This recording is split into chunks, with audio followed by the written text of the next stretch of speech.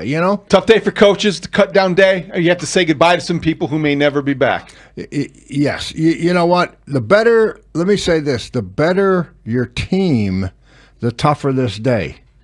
Because you have pretty much have your roster set, but you have guys that you drafted or you have guys that you've signed as free agents that you really like and are good football players and good people. And you'd like to hold on to them, So I've always looked at it that way.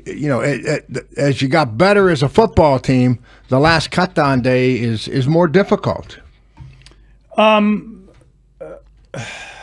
This team could conceivably have cut itself. I mean, it's not that hard to figure out who they're keeping. The problem is you got at least 3 positions if you consider issues on the offensive line, injuries in the secondary, and multiple injuries in the running backs room, where you're just kind of uncertain as to how you're gonna figure out week 1 versus week 2 versus moving forward. Well, 2 thoughts. Let's talk about the running back thing. In my opinion, and I always said this, and yeah, I've had some of the greatest backs that's ever played the game, been involved with those guys, played with one, Tony Dorsett, Emmett, we know the history, Shady McCoy, Ricky Williams. I mean, these guys are as good as there been out there. I've also been involved with teams where we've had good running backs, not great. And I'm going to use Parcells' quote on this. It's not necessarily how much yardage a back gets, but how many times you run the ball to set up your offense. And when I look at the Bears' offense, that's the thought that jumped at me with the running backs is, okay, so maybe we don't have a guy that's going to break it and go 60. But do we have guys that are tough guys that'll move the chains and put us in a situation where it's third and manageable for Caleb? I think we do. Okay, I think we do. To hit these play action passes, to hit a big pass play, guys, they're not going to come on 3rd and long when you're in a shotgun unless the team stinks. Okay, the big pass plays are going to come off of the play action on 1st and 2nd down when they're playing run and pass, and you kind of trick them a little bit because they think you're going to run it. So the running game is very important, 1, to make your 3rd downs manageable, and number 2, to set up the play action pass, which will give you the big plays. That's my thought at this point, watching the Bears as we get ready for the opener. Good points, Dave. The great ones can mask a lot of different deficiencies, whether it's in personnel at the running back position or your offensive line, but great quarterbacks have a way of making those things minimal. Have you seen anything this preseason, whether it's against the Chiefs or in training camp before, that makes you think that Caleb Williams can't be great still? No, I haven't. I really haven't. I think this year I have, when I think of being great, the whole time I was at the Dolphins, we played Tom Brady twice a year, so, and I think of some of the best plays that Tom Brady made. Now think of this, and people are going to laugh, was throwing the ball away, throwing in a Super Bowl against Seattle. He threw a 4-yard hitch 6 times in a row. They were playing soft coverage, baiting him to take a shot down the field. He wouldn't do it. 6 times in a row in the Super Bowl, he threw a 2 to 4 yard hitch. And the guy caught the ball and made 5, and it was 2nd and 5, and then they moved down the field. And so I bring that point up because that, to me, he's got the arm, he's got the intelligence, he's got the athletic ability. That's all. We're going to see that. But, the great quarterbacks mentally can make those decisions to give their team the best chance to win.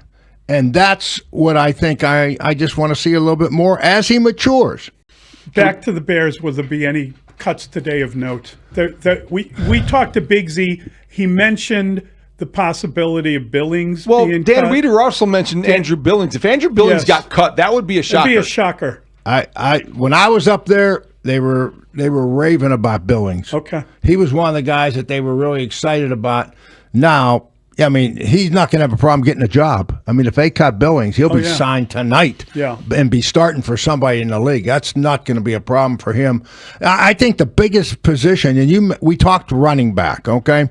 The secondary, for what Dennis Allen wants to do, guys, and I've said this before, anytime – Dennis Allen is more of a man team than what they were in the past with Eberflus. Right. And if you want to pressure, you're going to have to play, man free, or you're going to have to play zero. You're going to have to play some type of man coverage. Yeah. And to play effective man coverage, you got to have guys that can cover. And Jalen Johnson isn't. And Jalen Johnson hasn't played. Terrell Smith is gone. Kyler Gordon is coming What back happened now. to Nashawn Wright against the Wright Chiefs? Got killed. He was definitely exposed Penalties, he was not ready for that moment. And I think that once he had that penalty, it seemed like he lost his confidence, and he was not in good coverage, and he wasn't in phase with these receivers, and it just wasn't a good night. David, you're right. I mean, he got run by. He got run by, and he also grabbed a guy. And that's stuff that a veteran guy that's trying to make the club and make an impression should not have happened. So, to me, secondary right now, running back, you can run the ball and make 2 or 3 yards if you're committed to it. The line will be better. But there's no hiding those defensive back guys. No. When they're one-on-one, you're going to have to cover them. We talked about the left tackle position, and we talked about the idea that they had 3 guys competing for it, and they didn't feel like the competition was good enough, so they found a 4th guy to compete for it. When you got 4 left tackles competing, that means you are in a serious hole at left tackle. Yeah, I think they got to go with experience. Yeah, Braxton Jones will be the starter. I mean, I think they got to go with particularly the team that they're playing. I mean, this is Minnesota with a lot attack from every direction. Direction, Mully. You're right, and there's and communication against a team like Minnesota is going to be critical. As almost as critical as physically blocking a guy is going to be the mental communication between the offensive line. So say you're a defensive coordinator in the NFC North and you're looking at the Vikings, and not necessarily that it'll affect you in the opener, but you see what they just did at the quarterback position. They trade away a backup that they hoped would emerge as the clear-cut number 2, but they signed Carson Wentz, who was on the street, to back up a guy who is a de facto rookie and needs to stay healthy. How do you interpret what the Vikings are doing in signing Carson Wentz? I don't know. I honestly don't know, except, experience. And he must have a great rapport with the head coach or the quarterback coach or somebody or the system. But it's late in the game to be signing a guy like that. I know. That one really... It's late in the game to give up on a backup quarterback. That's the thing. Is that So here's the thing, though, Dave. They obviously they got a guy who was kind of a broken player, and they won 15 games with him. They signed Daniel Jones.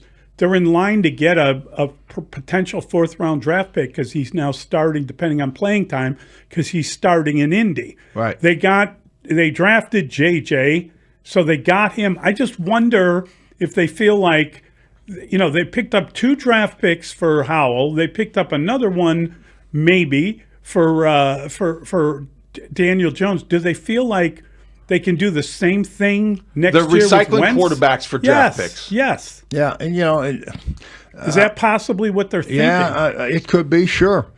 But let's not, and we'll talk more about Minnesota next week before the game, but don't lose sight the heart and soul, the lifeline of that Viking offense, in my opinion, is Aaron Jones, the running back. Yeah. He is the guy. He makes that offense go, and they know it. And we experienced him too many times at Green Bay. Definitely, it's a good point. Were you surprised at how bad the Bears were against the run versus Kansas City? They got. I think that's their biggest weakness. They got beaten on the line. Stopping the of run both is going to be sides the of biggest ball. problem for that defense. Yeah, it's. I was a little bit disappointed, but I don't know. Dennis Allen, I just got confidence that he'll figure it out.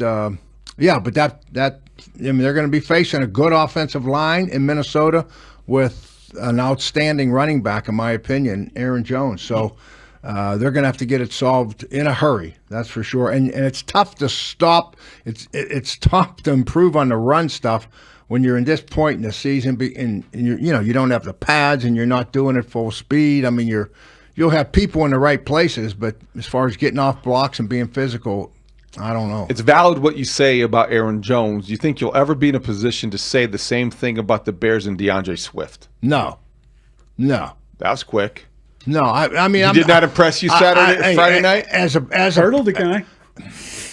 as a person, and he does some outstanding things, as good as anybody in the league, maybe. The guy, but he's not David Montgomery type of runner. Between the tackles, it's going to bust a tackle and make an extra 2 or 3 yards. They don't have that guy, Dave. They don't have that guy. They don't have a component that pairs nicely with DeAndre Swift. I agree. How do you wind up in that position? Didn't they go into the draft knowing that they had to get a running back out of it? Yeah. How do you not then when you don't get one? And you can say all you want about the draft didn't fall to us, but then don't you sign someone off the street? Yeah, I don't know who. Yes, I mean that's the whether it's Dobbins. Where did he go? Denver. Yeah. He J.K. Dobbins. Yeah, I don't know. I mean, I'm sure they had conversations with the top 4 or 5 backs, and were they gone? There was a big push in the second round, and a lot of them came off the board. And now, by the time you got to the third round, it was you were pretty much late. That's the way I look at it. So. I don't know. They know what they got to do, and like I say, it may not be how many yards, but how many times we run the ball that's going to be the key. Who's the Bears' best receiver? Wow. Yeah. By the end of the year, it may be the rookie. Which one? Burden. Well, that's who's the other one? Who am I missing? Loveland. Oh, yeah. I mean, he's a wide receiver and a tight end body, but if I'm talking just wide receiving core, could be Burden. That's an interesting answer because it wasn't obvious. Yeah. Are they not as good at that position as they thought they were? No, I think they're real good. I think DJ Moore is a star, and Odunze is going to be a heck of a player. He got to get enough opportunities. And Burden, I became a fan of Burden's when I saw him go in there and block on the goal line. He's not afraid to mix it up. That guy, and get the ball in his hand, he is a playmaker. I think their receiving core is really good. I really do. And then you throw the tight ends in there, David. Great stuff.